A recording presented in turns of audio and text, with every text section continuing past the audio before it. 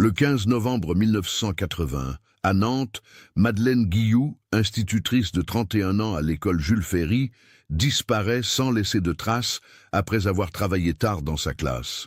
22 ans plus tard, lors de la démolition de l'école, les ouvriers découvrent une règle en bois gravée de coordonnées géographiques dissimulée dans le mur de son ancienne salle de classe. Cette découverte macabre va révéler l'un des secrets les plus sombres de l'éducation nantaise et expliquer pourquoi une institutrice dévouée a payé de sa vie sa volonté de faire le bien. Que cachait réellement cette règle gravée et pourquoi Madeleine a-t-elle jugé nécessaire de la dissimuler avant de disparaître à jamais? Avant de continuer avec cette histoire troublante, si vous appréciez les affaires mystérieuses réelles comme celle-ci, abonnez-vous à la chaîne et activez les notifications pour ne manquer aucun nouveau cas. Maintenant, découvrons comment tout a commencé. Nantes, automne 1980. La ville traversait une période de mutation profonde. Les chantiers navals connaissaient leurs dernières heures de gloire avant le déclin qui marquerait la décennie suivante. Dans le quartier de Malakoff, l'école primaire Jules Ferry accueillait près de 300 élèves, principalement issus de familles ouvrières et d'une communauté immigrée en pleine expansion. Madeleine Guilloux enseignait depuis 8 ans dans cette école. Originaire de Vannes, elle avait rejoint Nantes après ses études à l'école normale pour échapper à l'atmosphère étouffante de sa ville natale.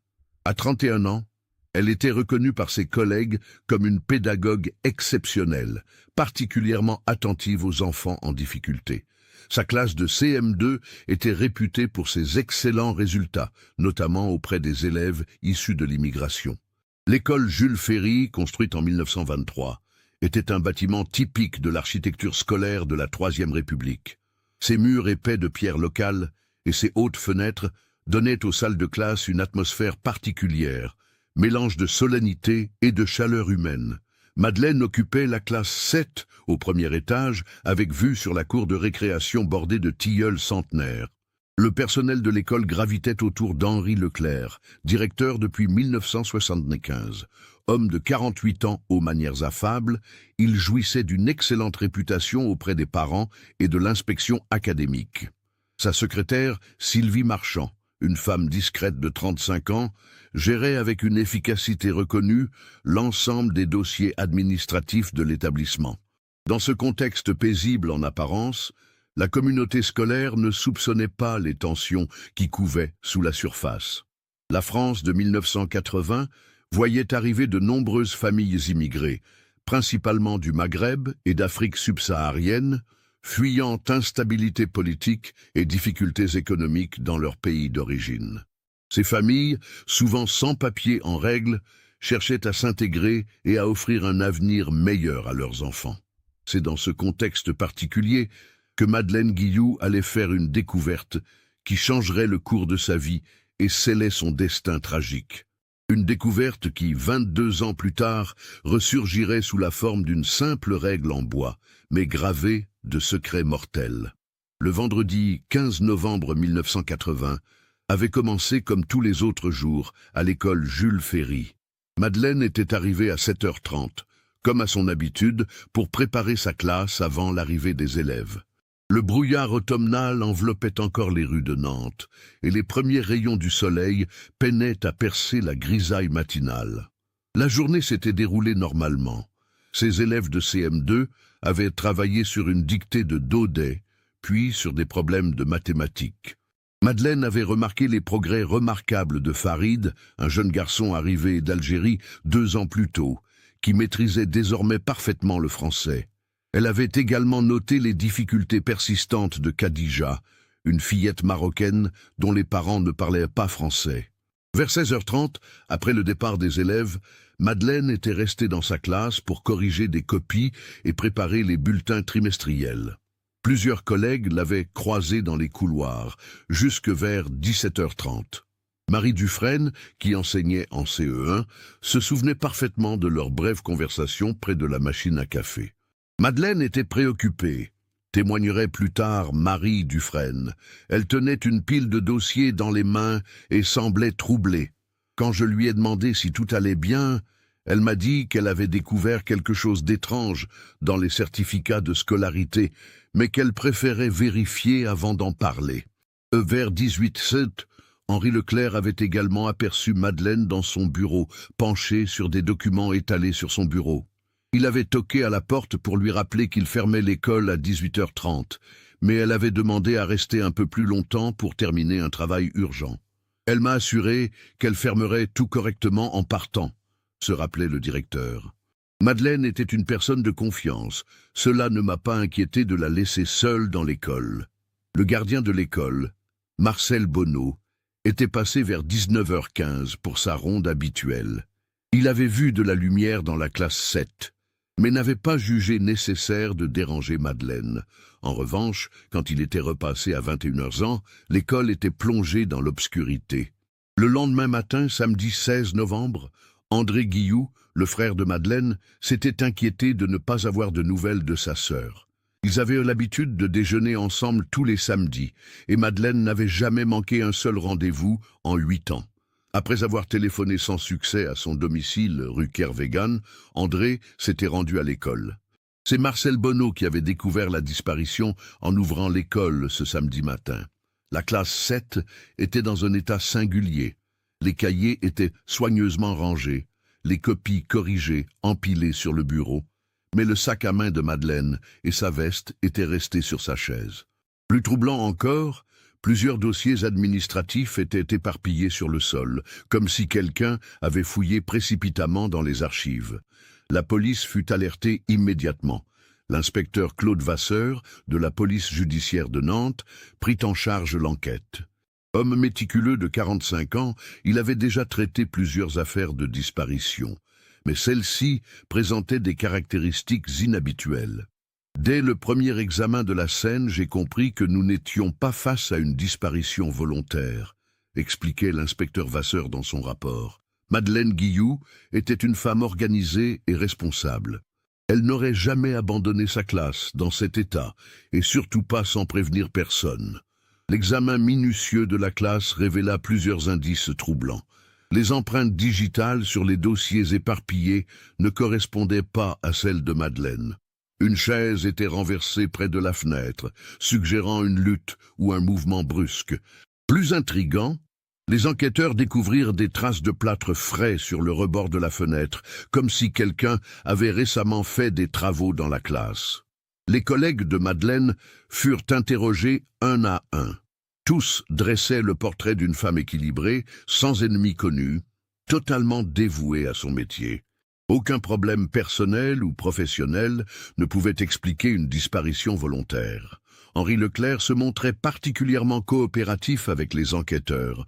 Il fournit tous les documents demandés et autorisa une fouille complète de l'école. Cependant, l'inspecteur Vasseur nota dans ses rapports que le directeur semblait nerveux et évitait certaines questions concernant les dossiers administratifs. Quand j'ai demandé à M. Leclerc ce que pouvait chercher Madeleine Guilloux dans les certificats de scolarité, il est devenu évasif, notait l'inspecteur. Il prétendait ne pas savoir de quoi il s'agissait, mais son attitude suggérait le contraire. Les recherches s'étendirent rapidement au-delà de l'école. Des battues furent organisées dans les parcs de Nantes, les berges de l'Erdre et de la Loire furent fouillées. Des appels à témoins lancés dans la presse locale. L'appartement de Madeleine rue Kervégan fut passé au peigne fin, mais rien n'indiquait qu'elle y soit retournée après sa disparition. 3 semaines après la disparition, l'enquête piétinait. Aucune piste sérieuse ne se dessinait, et l'inspecteur Vasseur commençait à craindre le pire. C'est alors qu'un détail allait relancer les investigations. La découverte d'une règle en bois manquante dans la classe 7. L'absence de Madeleine Guilloux laissa un vide immense dans la communauté scolaire de l'école Jules Ferry. Sa classe de CM2 fut temporairement confiée à une remplaçante, mais les élèves eurent du mal à s'adapter à ce changement brutal. Farid, le jeune garçon algérien dont elle suivait particulièrement les progrès, sombra dans un mutisme qui inquiéta ses parents. André Guilloux, frère de Madeleine, refusa d'accepter la thèse d'un enlèvement suivi de meurtre avancé par la police. Ingénieur au chantier naval de Nantes, il consacra tous ses loisirs à mener sa propre enquête. Chaque week-end, il arpentait les rues du quartier, interrogeait les commerçants, affichait des photos de sa sœur dans l'espoir d'un témoignage. « Madeleine était tout ce qui me restait après la mort de nos parents », confiait-il aux journalistes de Ouest France. Elle était incapable de disparaître sans laisser de traces. Quelqu'un sait quelque chose, et je ne m'arrêterai pas tant que je n'aurai pas trouvé la vérité. Les mois passèrent, puis les années. L'affaire Madeleine Guilloux devint progressivement l'une de ces énigmes locales qui alimentent les conversations dans les cafés nantais. Certains évoquaient un enlèvement crapuleux, d'autres une fuite amoureuse, mais la plupart s'accordaient sur le fait qu'une institutrice si discrète et si respectée ne pouvait pas s'être volatilisée sans raison. Henri Leclerc continua à diriger l'école Jules Ferry jusqu'à sa retraite en 1995. Officiellement, il maintenait sa version des faits. Il avait laissé Madeleine seule dans l'école ce soir-là, et il ignorait tout des circonstances de sa disparition. Cependant, plusieurs témoins rapportèrent des changements dans son comportement après novembre 1980. Il était devenu plus distant, plus autoritaire avec ses collègues et semblait particulièrement nerveux lors des inspections académiques. Sylvie Marchand, la secrétaire, quitta l'école en 1983 pour rejoindre un autre établissement dans la banlieue nantaise. Ses anciens collègues remarquèrent qu'elle évitait soigneusement de parler de Madeleine et changeait de sujet dès que la conversation abordait cette période. L'inspecteur Claude Vasseur, malgré ses efforts acharnés, dut classer l'affaire en 1985, faute d'éléments nouveaux. Dans son rapport final, il écrivait « Toutes les pistes ont été explorées sans succès. L'hypothèse la plus probable reste celle d'un enlèvement suivi de meurtre, mais l'absence de mobile apparent et de suspects potentiels rend cette enquête particulièrement complexe. » Cependant, Vasseur gardait une intuition tenace. Dans ses notes personnelles, il mentionnait à plusieurs reprises ses soupçons concernant l'attitude d'Henri Leclerc et le mystère des dossiers administratifs que consultait Madeleine le soir de sa disparition. Il y a quelque chose dans cette école, quelque chose que le directeur ne veut pas qu'on découvre, notait-il. Les années 1980 et 1990 virent l'école Jules Ferry continuer son activité normale, mais l'ombre de Madeleine Guilloux planait toujours sur l'établissement.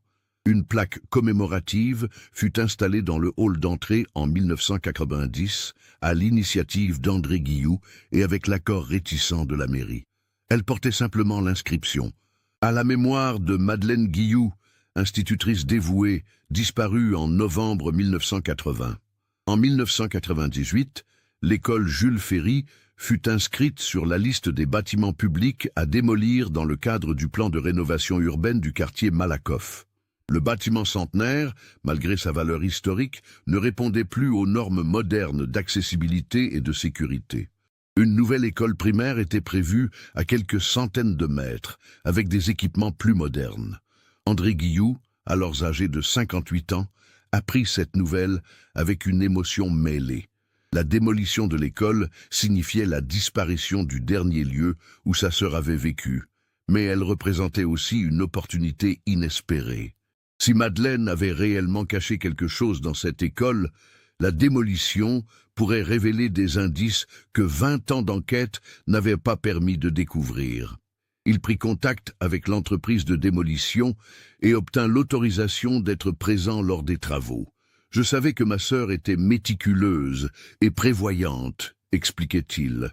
Si elle avait pressenti un danger, elle aurait trouvé le moyen de laisser un message. Cette intuition allait se révéler prophétique. Le 3 octobre 2002, 22 ans après la disparition de Madeleine Guilloux, la démolition de l'école Jules Ferry allait enfin livrer ses secrets les plus sombres. L'automne 2002 fut particulièrement pluvieux à Nantes. Les travaux de démolition de l'école Jules Ferry, initialement prévus pour septembre, avaient pris du retard à cause des intempéries. L'entreprise Breton Démolition, dirigée par Yves Breton, avait finalement commencé les opérations le 1er octobre, en présence d'André Guilloux, qui n'avait pas manqué un seul jour de chantier.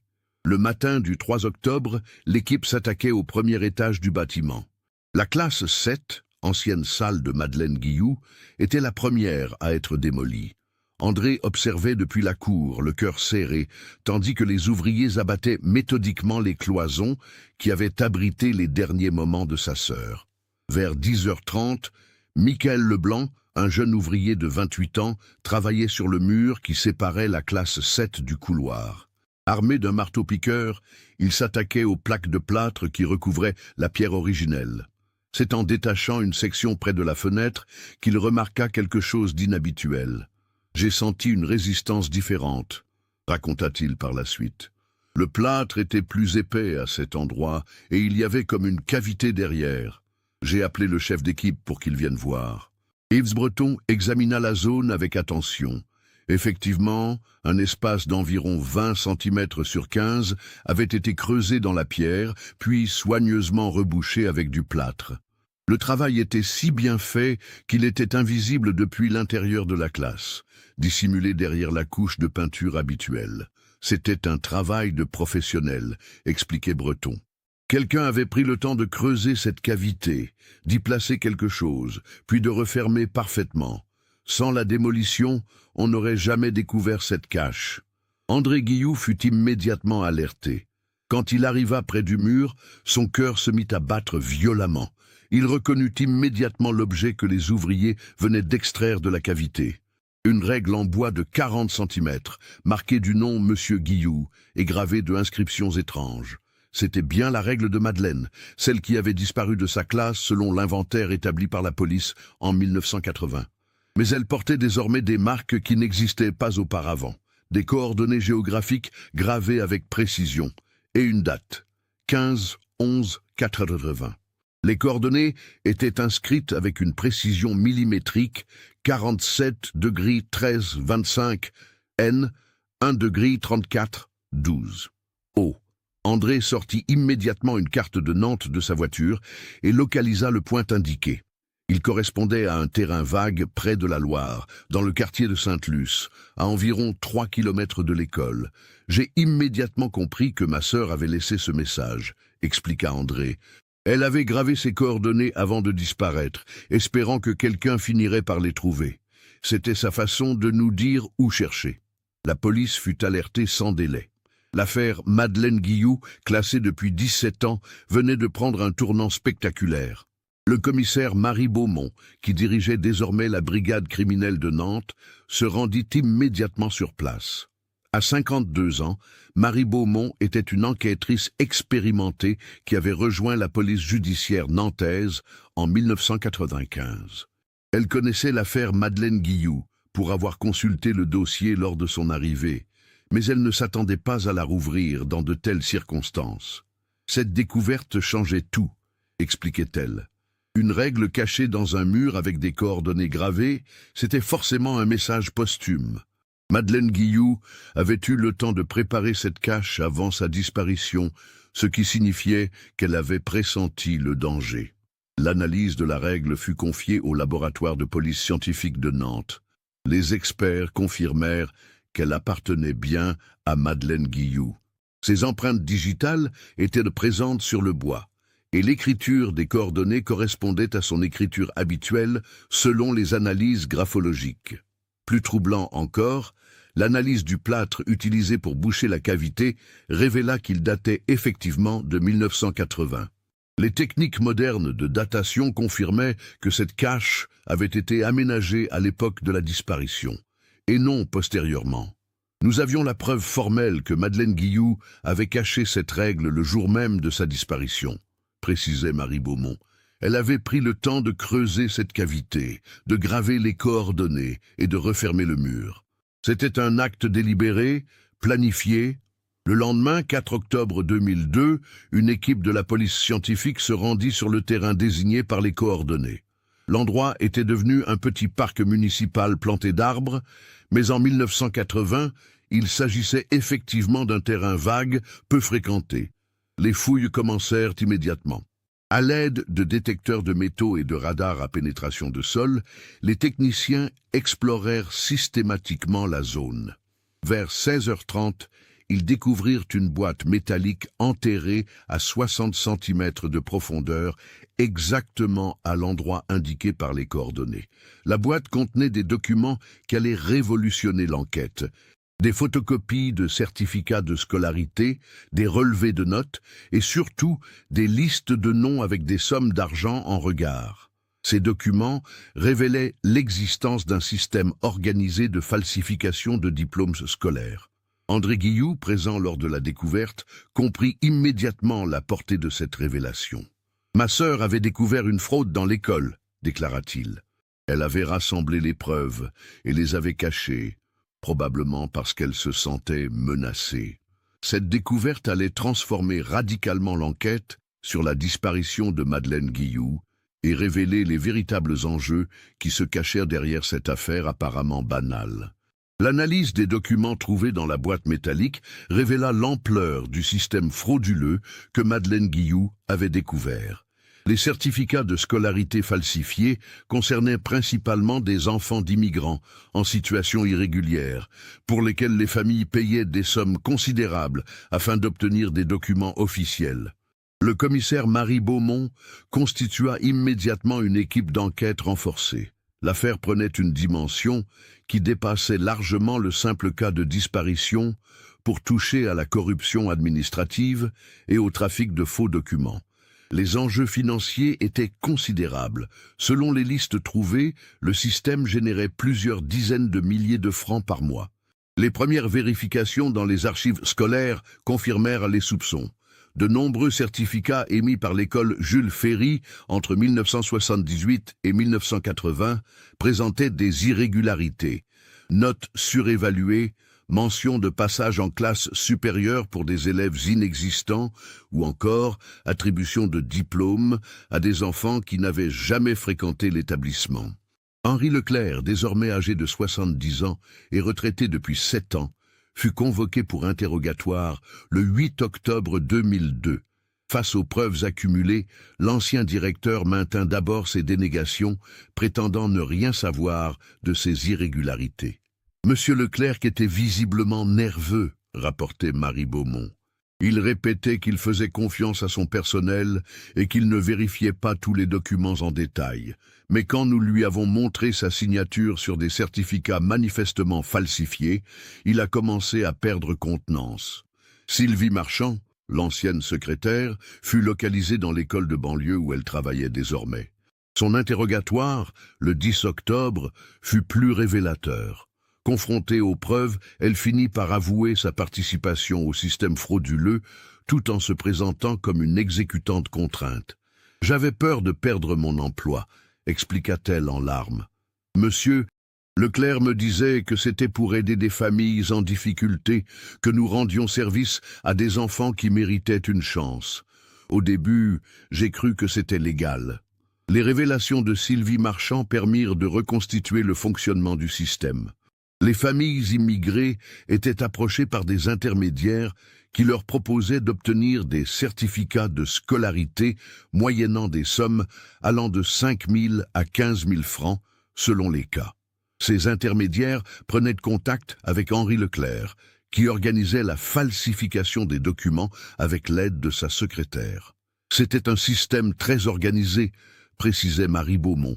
Les intermédiaires recrutèrent les clients, Leclerc et Marchand fabriquaient les faux documents et les bénéfices étaient partagés entre tous les participants. Madeleine Guilloux était tombée sur ce réseau en vérifiant les dossiers de ses élèves. L'enquête révéla que Madeleine avait commencé à avoir des soupçons en septembre 1980 en constatant des incohérences dans les bulletins de plusieurs élèves. Consciencieuse, elle avait entrepris de vérifier systématiquement les dossiers administratifs, découvrant progressivement l'ampleur de la fraude. Selon les témoignages recueillis, Madeleine avait d'abord tenté de discuter avec Henri Leclerc, espérant qu'il s'agissait d'erreurs administratives. Mais face aux explications évasives du directeur, elle avait compris qu'elle était confrontée à un système délibéré et organisé. Madeleine était quelqu'un de très droit, témoignait Marie Dufresne, son ancienne collègue.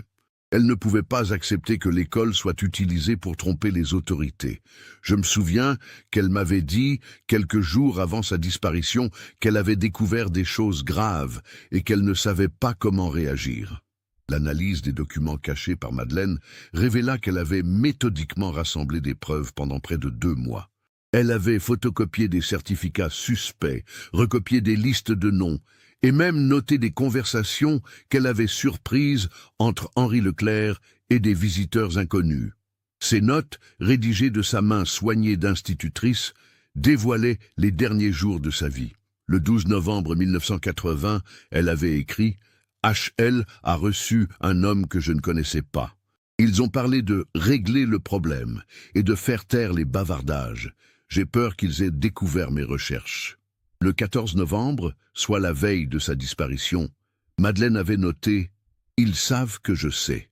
SM m'a regardé bizarrement toute la journée. HL m'a posé des questions sur mon travail du soir. Si quelque chose m'arrive, les preuves sont dans l'école. J'espère que quelqu'un les trouvera. » Ces révélations transformèrent complètement la perception de l'affaire. Madeleine Guilloux n'était pas une victime du hasard, mais une femme courageuse qui avait payé de sa vie sa volonté de dénoncer un système corrompu. L'enquête s'orienta alors vers l'identification des complices extérieurs au système. Les intermédiaires mentionnés dans les documents étaient difficiles à retrouver 22 ans après les faits, mais certains noms revenaient régulièrement dans les notes de Madeleine. Parmi eux, celui de Rachid Benali, un homme d'affaires nantais d'origine marocaine qui servait d'intermédiaire entre les familles immigrées et l'école. Âgé de 35 ans en 1980, il possédait plusieurs commerces dans le quartier et jouissait d'une certaine influence dans la communauté maghrébine. Rachid Benali était décédé en 1995, mais son fils, Karim, accepta de témoigner sur les activités de son père. Mon père aidait les familles qui avaient des problèmes avec l'administration, expliqua-t-il. Je ne savais pas que c'était illégal. Il disait qu'il rendait service à des gens qui n'arrivaient pas à faire valoir leurs droits. Les témoignages recueillis permirent de dresser un portrait plus précis des derniers jours de Madeleine Guilloux.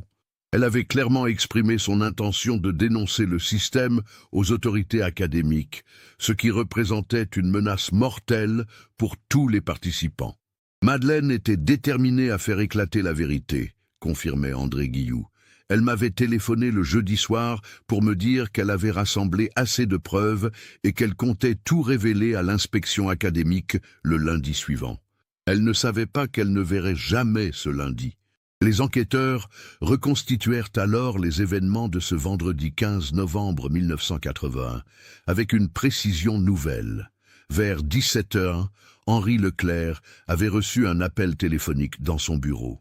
Selon les relevés téléphoniques retrouvés dans les archives de France Télécom, l'appel provenait d'un numéro correspondant à un café du quartier Malakoff, lieu de rendez-vous habituel des intermédiaires du réseau. Leclerc a été prévenu que Madeleine constituait une menace imminente, analysait Marie Beaumont. Il savait qu'elle avait l'intention de tout révéler le lundi. Il n'avait que le week-end pour agir, mais d'abord, il devait récupérer les preuves qu'elle avait rassemblées.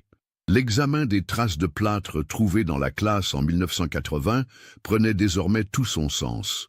Madeleine avait passé ses dernières heures à creuser cette cache dans le mur, consciente que sa vie était en danger mais déterminée à laisser un témoignage de ses découvertes. L'analyse graphologique confirma que les coordonnées avaient été gravées sous stress. L'écriture était moins assurée que d'habitude, avec des traces de tremblement caractéristiques d'une personne en état d'extrême tension. Madeleine avait gravé ces chiffres en sachant qu'elle risquait sa vie. Elle a dû entendre du bruit dans les couloirs, supposait Marie Beaumont. Elle a eu juste le temps de terminer sa cache et de replacer le plâtre avant qu'il n'arrive dans sa classe. C'était un acte d'un courage extraordinaire. Henri Leclerc, confronté à ces nouvelles révélations lors d'un second interrogatoire le 15 octobre, finit par craquer partiellement. Il admit avoir participé au système de falsification, mais continua à nier toute implication dans la disparition de Madeleine. « Je reconnais avoir fait de faux certificats », déclara-t-il, Mais je n'ai jamais fait de mal à Madeleine. Quand je l'ai laissée ce soir-là, elle était vivante dans sa classe. Je ne sais pas ce qui s'est passé après. Cependant, les enquêteurs avaient désormais une vision plus claire des événements. Ils savaient que Madeleine avait été assassinée par les membres du réseau pour l'empêcher de parler, et que son corps avait été dissimulé quelque part dans Nantes ou ses environs. La recherche du corps devint la priorité absolue de l'enquête. Des équipes de plongeurs fouillèrent la Loire et l'Erdre. Des chiens renifleurs explorèrent les terrains vagues et les forêts environnantes. Mais 22 ans après les faits, les chances de retrouver des restes étaient minces. C'est alors qu'un témoignage inattendu relança l'enquête. Georges Perrin, ancien ouvrier des services municipaux de Nantes, aujourd'hui âgé de 78 ans, contacta la police après avoir lu l'affaire dans Ouest France. « Je me souviens de cette nuit de novembre 1980, déclara-t-il. J'étais de garde au service technique et vers 2 heures du matin, j'ai vu une camionnette décharger quelque chose près du chantier de construction du nouveau quartier de Bellevue. Ça m'avait paru bizarre, mais à l'époque, je n'ai pas fait le rapprochement. Le quartier de Bellevue, en construction en 1980, était situé à une dizaine de kilomètres du centre de Nantes. En novembre 1980, de nombreux immeubles étaient en cours d'édification, offrant des cachettes idéales pour dissimuler un corps. Si Madeleine a été enterrée dans les fondations d'un immeuble en construction, nous ne la retrouverons jamais, admit Marie Beaumont. Mais au moins, nous commençons à comprendre ce qui s'est réellement passé. L'enquête prenait une tournure dramatique. Les preuves s'accumulaient contre Henri Leclerc et ses complices, mais l'absence du corps de Madeleine rendait difficile une inculpation pour meurtre. Il fallait trouver d'autres moyens de confondre les coupables. Le 22 octobre 2002, 3 semaines après la découverte de la règle gravée, l'enquête connut un tournant décisif. Sylvie Marchand, l'ancienne secrétaire, demanda à être entendue une nouvelle fois par les enquêteurs. Rongée par la culpabilité depuis 22 ans, elle était prête à révéler toute la vérité. « Je n'en peux plus de mentir », déclara-t-elle en larmes au commissaire Marie Beaumont. Madeleine était une femme bien, elle ne méritait pas ce qui lui est arrivé. Je vais vous dire exactement ce qui s'est passé ce soir-là. Son témoignage, recueilli en présence d'un avocat, révéla l'horreur des derniers moments de Madeleine Guilloux. Le vendredi 15 novembre 1980, vers 19h30, Henri Leclerc était revenu à l'école accompagné de 2 hommes que Sylvie ne connaissait pas. « Monsieur Leclerc m'avait appelé chez moi pour me dire de revenir à l'école », raconta Sylvie. « Il m'a dit que nous avions un problème urgent à régler avec Madeleine. Quand je suis arrivé, elle était encore dans sa classe, et les 2 hommes montèrent la garde dans le couloir. » Selon son témoignage, Henri Leclerc était entré dans la classe 7 pour parler à Madeleine. La conversation avait rapidement dégénéré quand Madeleine avait refusé de remettre les documents qu'elle avait rassemblés et confirmé son intention de tout révéler aux autorités. J'entendais M. Leclerc qui criait et Madeleine qui répétait qu'elle ne pouvait pas fermer les yeux sur cette fraude, poursuivait Sylvie. Elle disait que c'était son devoir d'institutrice de protéger les enfants et l'école de cette corruption. Face à l'intransigeance de Madeleine, Henri Leclerc avait fait appel aux 2 hommes qui l'accompagnaient. L'un d'eux était Rachid Ben Ali, l'intermédiaire principal du réseau. L'autre était un homme que Sylvie ne connaissait pas, mais qui semblait habitué aux situations violentes. Ils ont fouillé toute la classe pour trouver les documents, témoignait Sylvie. Madeleine refusait de dire où elle les avait cachés. C'est là que les choses ont mal tourné. La suite du témoignage était particulièrement pénible. Madeleine avait été brutalisée pour la contraindre à révéler l'emplacement des preuves qu'elle avait rassemblées. Mais même sous la violence, elle avait refusé de parler, protégeant jusqu'au bout le secret de sa cache murale. Elle était extraordinairement courageuse, sanglotait Sylvie. Même quand ils l'ont frappée, elle répétait qu'elle préférait mourir plutôt que de les laisser continuer à tromper les familles et à corrompre l'école. Henri Leclerc, pris de panique devant la détermination de Madeleine, avait perdu son sang-froid.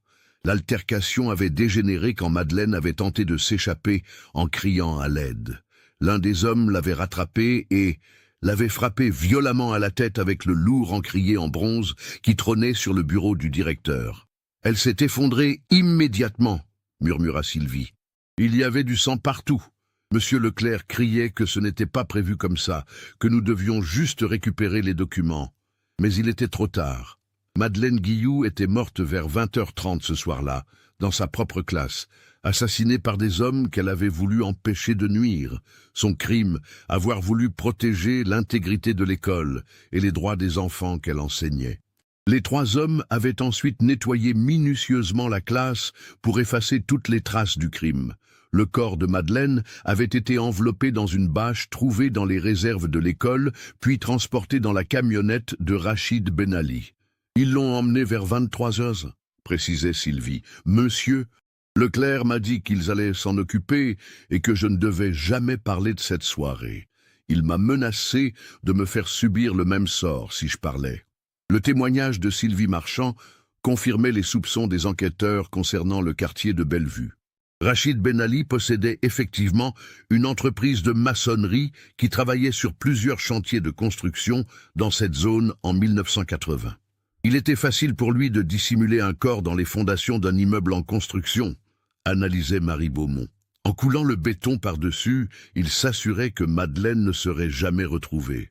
Henri Leclerc, confronté au témoignage accablant de son ancienne complice, finit par s'effondrer à son tour. Âgé de 70 ans et miné par 22 ans de culpabilité, il avoua finalement sa participation au meurtre de Madeleine Guilloux. « Je ne voulais pas qu'elle meure », sanglota-t-il lors de son interrogatoire du 25 octobre. « Je voulais juste récupérer les documents et la convaincre de se taire. Mais elle était si déterminée, si droite, elle n'aurait jamais accepté de fermer les yeux. » Son témoignage compléta la reconstitution des événements. Le système de falsification rapportait énormément d'argent. Entre 1978 et 1980, Henri Leclerc avait empoché plus de 200 000 francs, une somme considérable pour l'époque. Rachid Ben Ali et ses associés gagnaient encore plus en servant d'intermédiaires. Madeleine représentait une menace existentielle pour notre réseau, admit Henri Leclerc. Si elle avait parlé, nous aurions tous été arrêtés et des dizaines de familles auraient perdu leurs faux documents. Il y avait trop d'argent en jeu. L'aveu d'Henri Leclerc permit enfin de boucler l'enquête sur l'assassinat de Madeleine Guilloux. 22 ans après sa disparition, la vérité éclatait enfin au grand jour, révélant l'ampleur de la corruption qui avait coûté la vie à cette institutrice exemplaire. Le 15 novembre 2002, exactement 22 ans après la disparition de Madeleine Guilloux, Henri Leclerc et Sylvie Marchand furent mis en examen pour assassinat, complicité d'assassinat et participation à une association de malfaiteurs. L'enquête avait permis de reconstituer intégralement les circonstances du crime et d'identifier tous les participants au réseau de falsification. Rachid Ben Ali, décédé en 1995, ne put être poursuivi, mais son rôle central dans l'organisation fut établi sans contestation possible. Son complice, identifié grâce au témoignage comme étant Kamel Hadji, un homme de main de 45 ans en 1980, fut retrouvé dans la banlieue parisienne où il vivait sous une fausse identité depuis 20 ans. Kamel Hadji, confronté au témoignage de Leclerc et Marchand, finit par avouer avoir porté le coup fatal à Madeleine Guilloux. « Elle ne voulait pas se taire », déclara-t-il, avec une froideur glaçante. « Dans notre milieu, quand quelqu'un refuse de coopérer et menace de parler, il faut le faire taire définitivement. » L'instruction révéla que le réseau de falsification était plus étendu qu'on ne l'avait imaginé initialement. Outre l'école Jules Ferry, 2 autres établissements nantais étaient impliqués dans le système, générant au total près d'1 million de francs de bénéfices entre 1976 et 1981. André Guilloux, présent à chaque audience du procès qui s'ouvrit en octobre 2003, put enfin connaître les circonstances exactes de la mort de sa sœur. « Savoir qu'elle est morte en défendant ses principes me console un peu », déclara-t-il. Madeleine était quelqu'un de juste, elle a payé le prix de sa droiture. Henri Leclerc fut condamné à 15 ans de réclusion criminelle pour assassinat et organisation du réseau de falsification. Malgré son grand âge, la Cour estima que la gravité des faits ne permettait pas d'indulgence particulière. Il mourut en prison en 2007, emportant avec lui les derniers secrets de l'affaire. Sylvie Marchand, dont la coopération avec la justice fut prise en compte, écopa de 8 ans de prison pour complicité d'assassinat. Libérée en 2008, elle vit désormais dans l'anonymat, rongée par le remords de son silence de 22 ans. Kamel Hadji fut condamné à la réclusion criminelle à perpétuité. Récidiviste notoire, il avait déjà été condamné pour plusieurs crimes violents. Il purge actuellement sa peine dans une maison centrale de haute sécurité. L'enquête permit également d'identifier plusieurs autres complices du réseau, notamment des fonctionnaires de la mairie de Nantes, qui fermaient les yeux sur les irrégularités en échange de pots de vin. Certains furent poursuivis pour corruption, d'autres bénéficièrent de la prescription. Le corps de Madeleine Guilloux ne fut jamais retrouvé, malgré des recherches approfondies dans le quartier de Bellevue. Les enquêteurs estimèrent qu'il avait effectivement été coulé dans les fondations d'un immeuble, rendant sa découverte impossible sans détruire l'ensemble du bâtiment. Une cérémonie d'hommage fut organisée le 15 novembre 2003 dans l'ancienne école Jules Ferry, désormais transformée en centre culturel. Une nouvelle plaque commémorative fut installée portant l'inscription « À la mémoire de Madeleine Guilloux, institutrice courageuse, morte pour avoir défendu l'intégrité de l'école et la justice ». L'affaire eut des répercussions importantes sur le système éducatif français. Des contrôles renforcés furent mis en place pour vérifier l'authenticité des documents scolaires et des procédures plus strictes furent adoptées pour la délivrance des certificats de scolarité. André Guilloux, aujourd'hui âgé de 82 ans, continue de se recueillir chaque année sur la tombe symbolique de sa sœur au cimetière de Nantes. « Madeleine a finalement gagné », dit-il. Sa vérité a éclaté, et sa mort n'a pas été vaine. Elle a montré qu'on ne peut pas corrompre l'école sans conséquence. L'histoire de Madeleine Guilloux est devenue un symbole de l'intégrité professorale face à la corruption. Des écoles françaises portent désormais son nom, et son exemple est cité dans les formations des futurs enseignants comme modèle de courage et de droiture. La règle gravée qui avait permis de résoudre l'enquête est aujourd'hui conservée aux archives départementales de Loire-Atlantique. Ce simple morceau de bois, marqué de coordonnées griffonnées dans l'urgence et la peur, reste le témoignage poignant du courage d'une femme qui a préféré mourir plutôt que de trahir ses convictions. 20 ans après la résolution de l'affaire, l'histoire de Madeleine Guilloux continue d'émouvoir et d'inspirer. Elle rappelle que derrière chaque disparition mystérieuse peut se cacher une vérité douloureuse et que parfois il faut attendre des décennies pour que justice soit rendue. Cette affaire nous montre comment une institutrice ordinaire est devenue une héroïne en refusant de fermer les yeux sur la corruption. Madeleine Guilloux a payé de sa vie son intégrité, mais son message gravé dans le bois a finalement permis de révéler la vérité. Avez-vous remarqué les indices qui montraient que l'école cachait un secret? Partagez vos réflexions en commentaire. Si cette enquête vous a marqué, n'oubliez pas de vous abonner à la chaîne et d'activer les notifications. Likez cette vidéo si l'histoire de Madeleine vous a touché et partagez-la avec quelqu'un qui s'intéresse aux affaires criminelles réelles.